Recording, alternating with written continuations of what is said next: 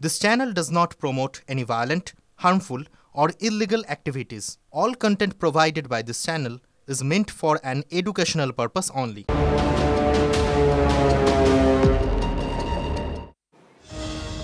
আর শুভজিৎ, তুমি যেমনটা বলে বাংলাদেশে সেখানে কি ঘটছে আর কোন কোন বিষয় নিয়ে সংশয় রয়েছে, কেন বেশ কিছু প্রশ্ন উঠছে, সব ডিটেল আপডেট আজকের প্রেস কর্নার আপনাদের দিতেই হচ্ছে।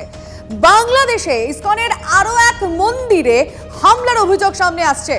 ইসকনের নামহট্ট সেন্টারে হামলার অভিযোগ, মধ্যরাতে রাধাকৃষ্ণ মন্দিরে হামলার অভিযোগ, মন্দিরে আগুন লাগানোর অভিযোগ রাধারমন দাসের। শ্রাবন্তী আমাদের সঙ্গে সরাসরি রয়েছেন, কথা বলবো। শ্রাবন্তী, যে পোস্ট দেখে এই মুহূর্তে যারা দেশের মানুষ এই পোস্ট দেখেছেন তারা আটকে উঠছেন, কি রয়েছে পোস্টে আমাদের দর্শকদেরকে ডিটেলে জানাও। দেখো, রাধারমন দাস তিনি এই পোস্টটি করেছেন রাত্রি 2টো থেকে 3টের সময়। বাংলাদেশের যে তুর্ক জেলার যে পুলিশ স্টেশন রয়েছে তার আওতাধীন একটি এলাকায় রাধাকৃষ্ণের মন্দির ছিল এবং সেই মন্দিরে ফের সেটা ভাঙচুর চালানো হয়েছে, নষ্ট করার অভিযোগ আনা হয়েছে। এর আগেও তোমার মনে থাকবে যে স্বামী চিন্ময় প্রভু ইসকনের প্রধান যিনি রয়েছেন বাংলাদেশে, তাকে ঘিরেও এই একই ধরনের, তাকে যখন গ্রেফতার করা হয়েছিল সেই সময় সরব হয়েছিল এখানকার ভারতবর্ষের ইসকন, এবং সেখানেও সংখ্যালঘুদের উপর ক্রমবর্ধমান যে অত্যাচার চলছে বাংলাদেশে তার প্রতিবাদে সামিল রয়েছেন। এই মুহূর্তে রাধারমন দাস আমাদের সঙ্গে রয়েছেন। তাঁরই পোস্ট থেকে সাধারণত ভারতবর্ষ ব্যাপী এই পোস্ট ছড়িয়ে পড়েছে এবং সেখানে আমরা জানতে পেরেছি এই ঘটনা। শুরুতে কি হয়েছে, কতটুকুনি খবর রয়েছে তার কাছে জানতে চাইব। গতকাল রাতে এই তুর্ক যে থানা আন্ডারে এই মন্দিরে কি হয়েছে একটু যদি বলেন।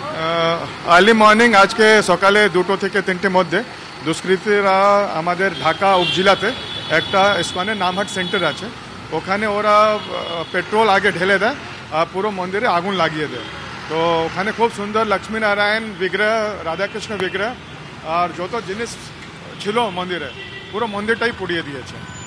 এর আগেও আপনি সরব হয়েছেন সংখ্যালঘুদের যে অত্যাচার তার উপরে, এবার আপনাদের মূল বক্তব্য কী থাকবে এবং প্রতিবাদ কতটা জোরালো করবেন? এটাই আমরা দেখছি কি রোজ রোজ এই ঘটনা কখন না থামার নামই নিচ্ছে না, এটাই সব থেকে দুঃখ লাগছে। কালকেও আমরা একটা খবর দেখলাম কি এক মিডল এজড মহিলা, ওনাকে কত নৃশংস হত্যা করা দেওয়া হয়েছে। কেন কি কেউ ফেসবুকে ওরা আগে বলে কি ওনার ছেলে ইসকন থেকে যুক্ত আছে, এরকম বিবৃতি করে তারপর ওনাকে বাড়িতে এসে হত্যা করা দেওয়া হয়, বাড়ি লুটপাট হয়ে যায়। তো আমরা রোজ দেখছি কি এরকম হয়ে যাচ্ছে, তো থামবে কোথায়? আমি আমার টুইটে পুরো ফুল অ্যাড্রেসও দিয়েছি কি কোথায় আজকের হামলাটা হয়েছে। আমাদের ইসকনের, হ্যাঁ, নামহাট সেন্টার হয়, নামহাট সেন্টার একটু ছোটো সাইজে হয়, এটা আমাদের ইসকন থেকে অ্যাফিলিয়েটেড নামহাট সেন্টার ছিল, তো আছে ওখানে।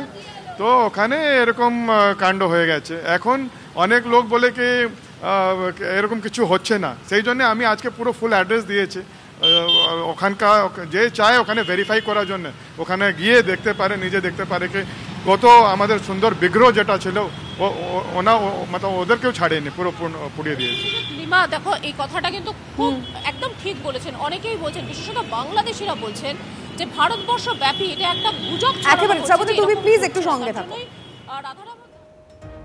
আমরা এরকম শুনছিলাম চাঞ্চল্যকর এই পোস্ট এবং এই পরিস্থিতি দুশ্চিন্তার। এই মুহূর্তে আমাদের সঙ্গে রয়েছেন বেলডাঙ্গা ভারত সেবাশ্রম সংঘের প্রধান কার্তিক মহারাজ। মহারাজ, আপনাকে স্বাগত জানাই TV9 বাংলায়।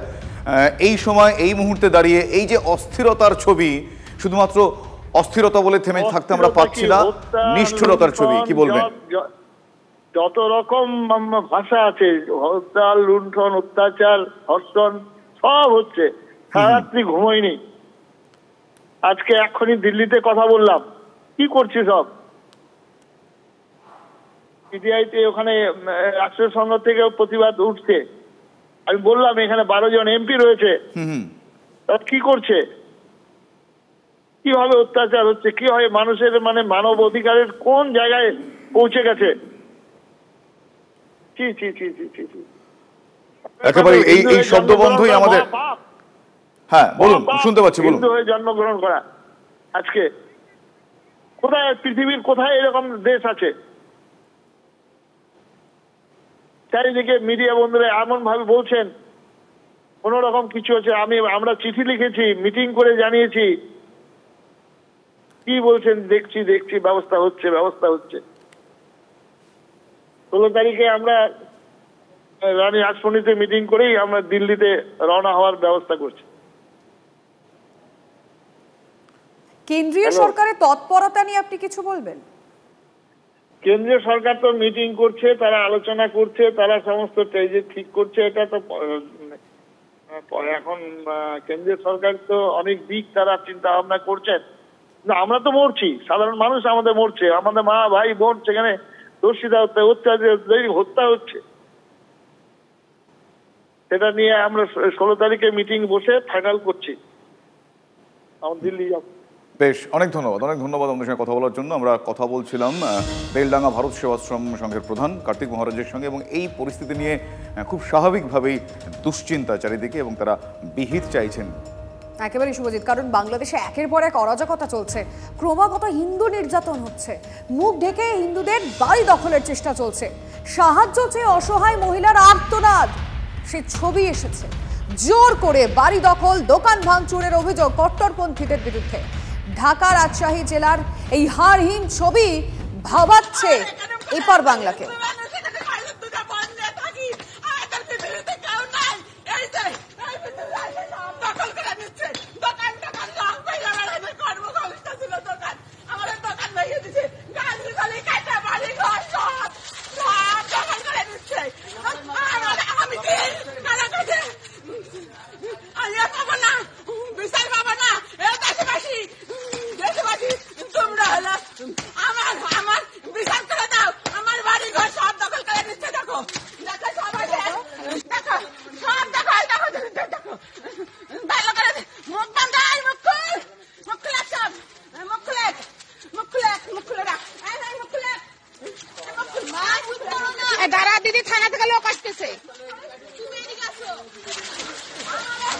আপনারা দেখলেন সেই ছবি। না, বর্ণনা দেওয়ার কিচ্ছুটি নেই। অসহায় আর্তি, কিভাবে তারা বিচার চাইছেন। আমরা আশায় আছি বিচার কোন পথে আসবে সেই পথ ধরে এগোনোর।